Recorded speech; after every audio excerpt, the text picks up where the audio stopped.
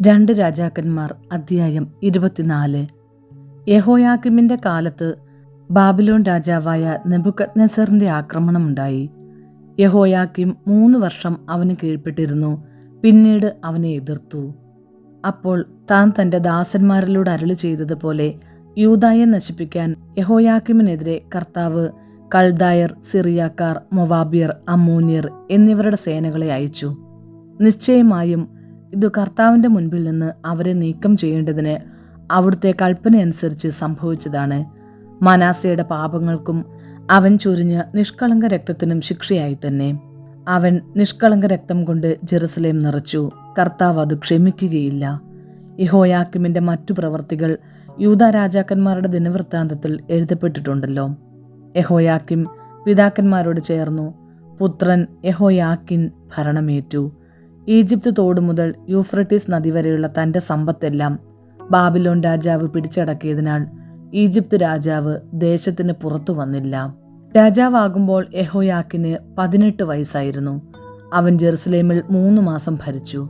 ജെറുസലേമിലെ എൽനാഥാന്റെ പുത്രി നെഹുഷ്തയായിരുന്നു അവന്റെ അമ്മ. അവൻ പിതാവിനെ പോലെ തന്നെ കർത്താവിന്റെ മുൻപിൽ തിന്മ പ്രവർത്തിച്ചു. അക്കാലത്ത് ബാബിലോൺ രാജാവായ നെബൂഖദ്നേസർ ജെറുസലേം വളഞ്ഞു. നെബൂഖദ്നേസർ അവിടെ എത്തുമ്പോൾ അവന്റെ പടയാളികൾ നഗരം ഉപരോധിക്കുകയായിരുന്നു. യൂദാ രാജാവായ യെഹോയാക്കീൻ തന്നെയും മാതാവിനെയും ഭൃത്യന്മാരെയും പ്രഭുക്കന്മാരെയും കൊട്ടാരത്തിലെ സേവകന്മാരെയും അവൻ അടിയറ വെച്ചു. ബാബിലോൺ രാജാവ് തന്റെ 8-ാം ഭരണവർഷം അവനെ തടവുകാരനാക്കുകയും ദേവാലയത്തിലെയും കൊട്ടാരത്തിലെയും നിധികൾ കൊള്ളയടിക്കുകയും ഇസ്രായേൽ രാജാവായ സോളമൻ കർത്താവിന്റെ ആലയത്തിനു വേണ്ടി നിർമ്മിച്ച സ്വർണ്ണപാത്രങ്ങൾ കഷണങ്ങളാക്കുകയും ചെയ്തു. കർത്താവ് മുൻകൂട്ടി അറിയിച്ചതുപോലെ തന്നെയാണ് ഇത് സംഭവിച്ചത്.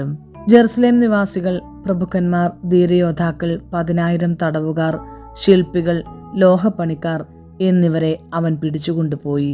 ദരിദ്രർ മാത്രം ദേശത്ത് അവശേഷിച്ചു. യെഹോയാക്കീനെയും അവന്റെ അമ്മയെയും പത്നിമാരെയും സേവകന്മാരെയും ദേശമുഖ്യന്മാരെയും അവൻ ജെറുസലേമിൽ നിന്നും ബാബിലോണിലേക്ക് തടവുകാരായി കൊണ്ടുപോയി. ബാബിലോൺ രാജാവ് 7,000 ധീരയോദ്ധാക്കളെയും ശില്പികളും ലോഹപ്പണിക്കാരുമായി 1000 പേരെയും തടവുകാരായി കൊണ്ടുപോയി. അവർ ശക്തന്മാരും യുദ്ധത്തിന് കഴിവുള്ളവരുമായിരുന്നു. ബാബിലോൺ രാജാവ് യെഹോയാക്കീന്റെ പിതൃസഹോദരനായ മത്താനിയായെ പകരം രാജാവാക്കുകയും അവന്റെ പേര് സെദക്കിയ എന്ന് മാറ്റുകയും ചെയ്തു. രാജാവാകുമ്പോൾ സെദക്കിയായ്ക്ക് 21 വയസ്സായിരുന്നു. അവൻ ജെറുസലേമിൽ 11 വർഷം ഭരിച്ചു. ലിബ്നായിലെ ജെറമിയായുടെ പുത്രി ഹമുത്താളായിരുന്നു അവന്റെ അമ്മ. യെഹോയാക്കീമിനെ പോലെ അവനും കർത്താവിന്റെ മുൻപിൽ തിന്മ പ്രവർത്തിച്ചു. കർത്താവിന്റെ കോപം ജെറുസലേമിനും യൂദായ്ക്കുമെതിരെ ജ്വലിച്ചു. അവിടുന്ന് അവരെ തന്റെ മുൻപിൽ നിന്നും തള്ളിക്കളഞ്ഞു. സെദക്കിയ ബാബിലോൺ രാജാവിനെ എതിർത്തു.